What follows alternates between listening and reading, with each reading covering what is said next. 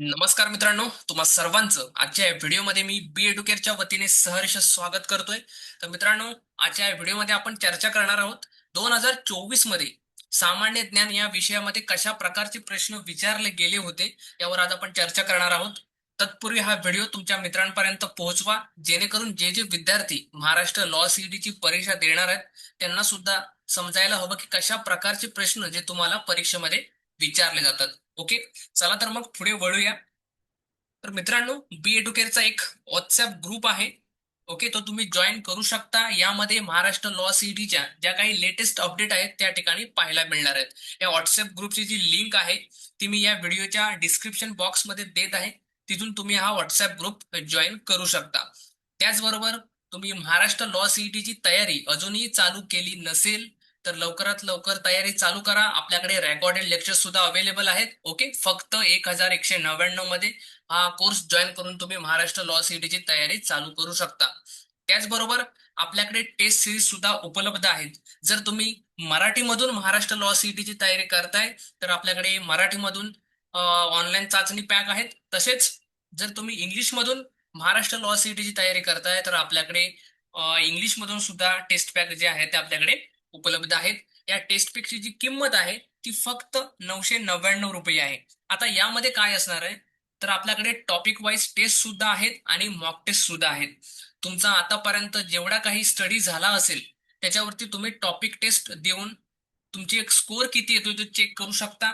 Okay, संपूर्ण अभ्यास झाल्यानंतर संपूर्ण सिलेबस कव्हर झाल्यानंतर तुम्ही मॉक टेस्ट देऊ शकता. आता ह्या मॉक टेस्ट काय आहेत तर जसा सीईटीचा पेपर आहे तशाच प्रकारचे पेपर तुम्हाला या टेस्ट सिरीज मध्ये पाहायला मिळणार आहेत, जेणेकरून तुम्हाला वेळेचं नियोजन करता येणार आहे. ओके, तुम्हाला कोणत्या विषयामध्ये किती मार्क्स येत आहेत, कोणत्या विषयामध्ये कमी मार्क्स येत आहेत याचं तुम्हाला अनालिसिस करता येणार आहे.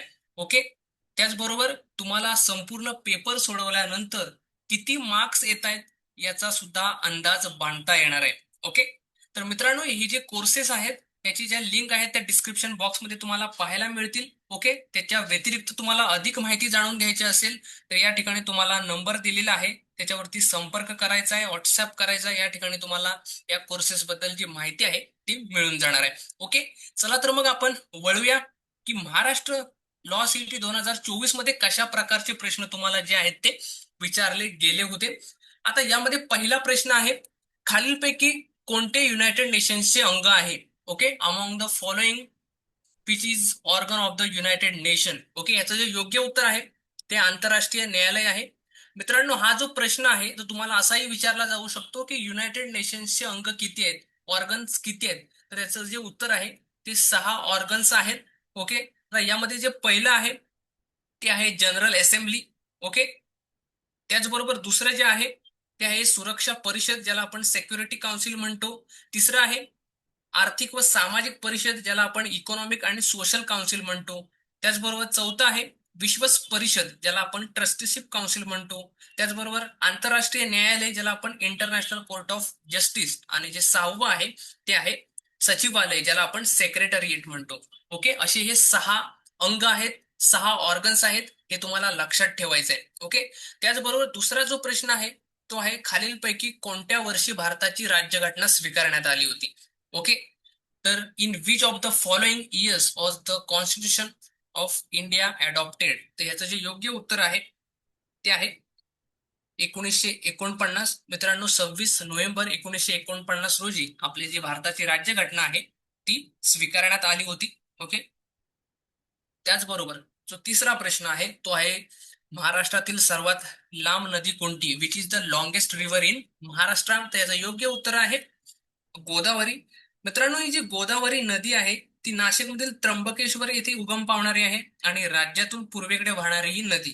ओके, ज्याच्यामुळे काय होतंय तर द्विप्रकल्पीय भारतातील सर्वात मोठी नदी आहे ही, आणि तिला दक्षिण गंगा म्हणूनही संबोधलं जातंय मित्रांनो, आणि भारतातील सर्वात ही दुसरी सर्वात लांब नदी आहे. ओके ओके, त्यानंतर चौथा जो प्रश्न आहे तो भारतातील सर्वात जुने उच्च न्यायालय कोणते, which of the following is the oldest high court in India. मित्रांनो, हा प्रश्न फार महत्वाचा आहे. ओके, याचं जे योग्य उत्तर आहे ते आहे कलकत्ता उच्च न्यायालय. याची जी स्थापना आहे ती 1 जुलै 1800 1962 साली झालेला आहे. मित्रांनो, ही जी क्वेश्चन्स आहेत ते तुम्ही नक्की कुठेतरी लिहून ठेवा किंवा या व्हिडिओचा स्क्रीनशॉट घ्यायचा आहे मित्रांनो. ओके, चला तर मग पुढे वळूया. यामध्ये आहे, खालीलपैकी कोणता दिवस 1 मे रोजी साजरा केला जातो? Which of the following day is celebrated on 1 may? Okay, त्याचं योग्य उत्तर आहे महाराष्ट्र दिन. ओके, महाराष्ट्र राज्याची जी स्थापना होती ती 1 मे 1960 रोजी झाली होती मित्रांनो. त्यानंतर आहे, भारतात कायदा दिन केव्हा साजरा केला जातो?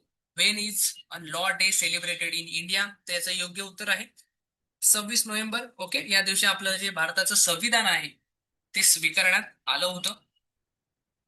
त्यानंतर आहे, खालीलपैकी कोणता घटक ताजमहाल पिवळा होण्यास कारणीभूत आहे? Which of the following agents is responsible for turning the Taj Mahal yellow? Okay, याचं योग्य उत्तर आहे सल्फर डायऑक्साईड. त्यानंतर पुढचा प्रश्न आहे, दक्षिण भारतातील शेवटचे महान हिंदू राज्य कोणते?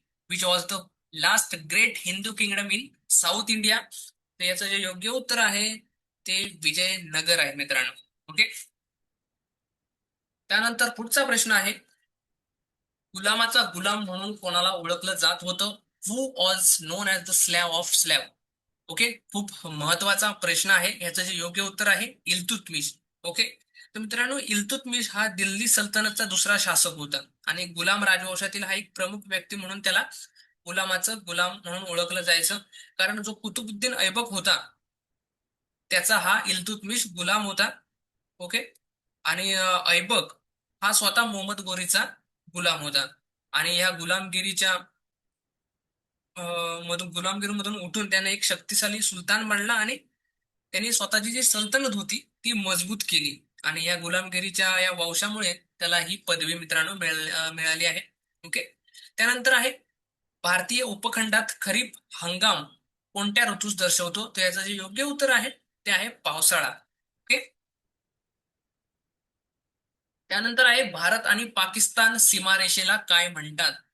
Okay, what is the boundary line between India and Pakistan? आता जो प्रश्न आहे त्याचं जे योग्य उत्तर आहे रॅडक्लिफ लाईन.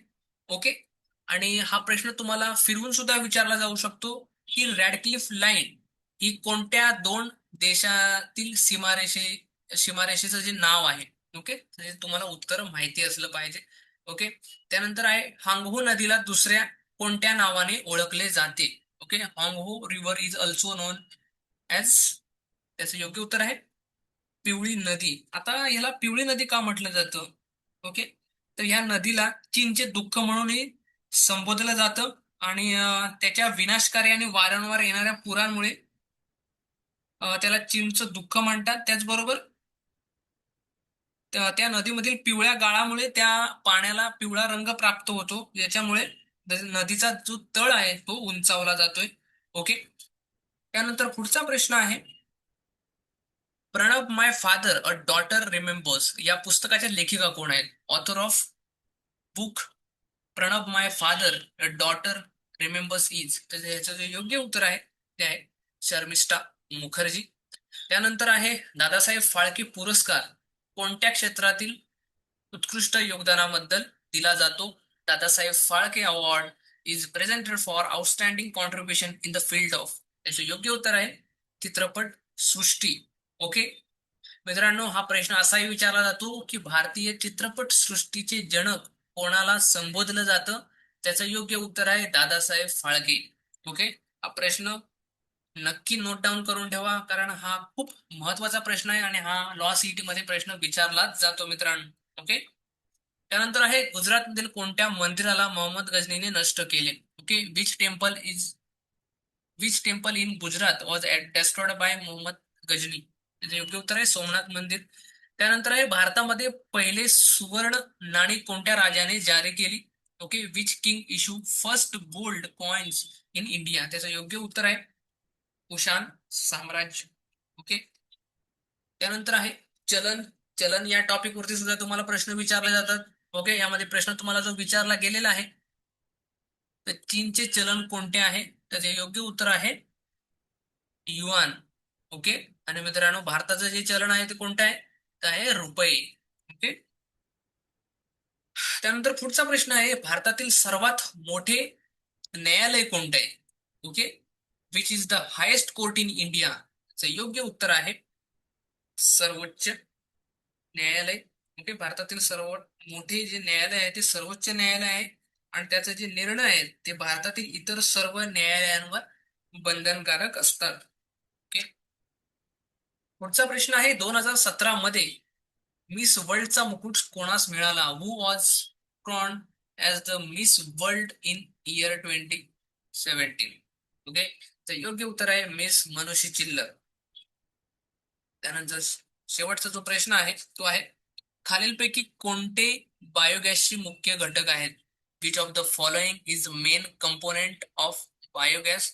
याचं जे योग्य उत्तर आहे ते आहे मिथेन आणि कार्बन डायऑक्साईड.